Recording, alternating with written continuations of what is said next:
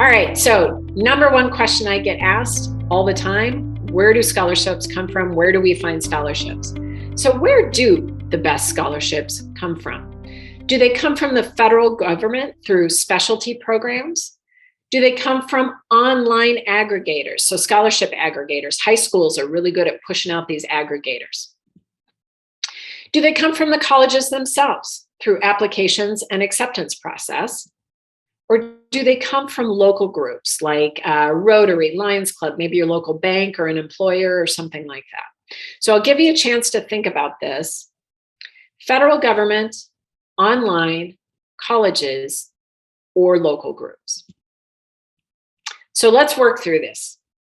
The best scholarship money goes to people who start their college search during their sophomore and junior years. And the number one place they find those scholarships are the colleges. A right fit college list is the number one way to reduce the cost of college. Colleges give away scholarship dollars in the millions every single year. And so helping your student figure out what fit means for them and then seeking out colleges that align is the number one way to reduce your cost of college. Colleges, when they give away cash, give it in large sums. And when they give it, it does typically last all 4 years. So a right fit college list, number one on the list. Last year, we had a senior class of 195 kids. They garnered more than $14 million from the colleges they applied to. Number two on the list, colleges again. The colleges are the place you find the scholarship dollars. So this is after the student's been accepted, right? They'll get an email that says, congrats, you're a duck, a beaver, a gopher, a longhorn, or some other woodland creature. And in that email, there is a link to scholarship dollars.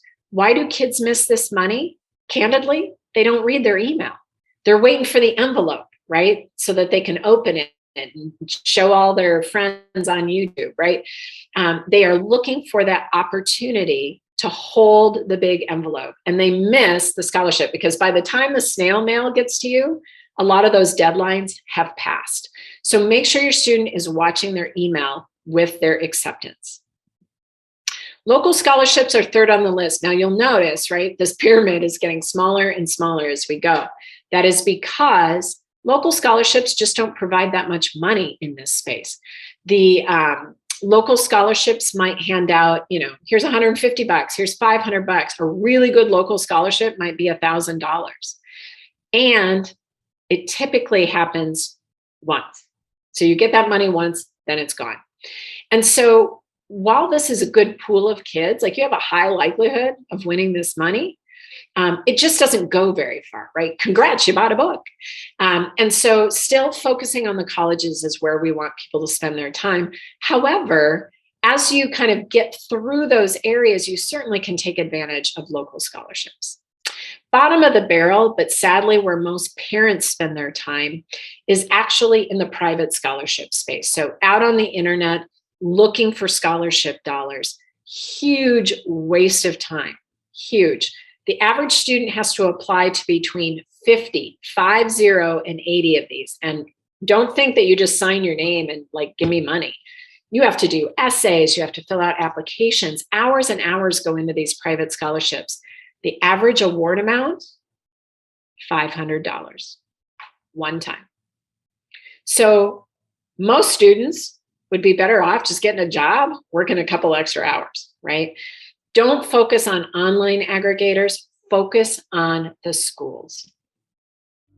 So Cece mentioned that I do free consultations. I do these every day of the week. I love these. I got into this because I care about this process. It makes me crazy that the colleges lack transparency.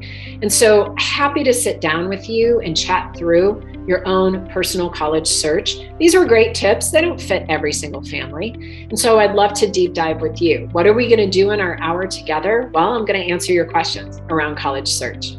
We can talk about those goal areas, academic, social, financial, and then I'll suggest some strategies. I will leave you with some ways to start to think about it. I can give you a rough of the outcome of your FAFSA, that EFC, or now Student Aid Index, and suggest strategies then. What pathway should you be looking at? Should you be looking at a mix of schools that bring both need and merit to the table? Or are you indeed the family that is not going to qualify for need-based aid? So let's really focus on merit and how to think about that.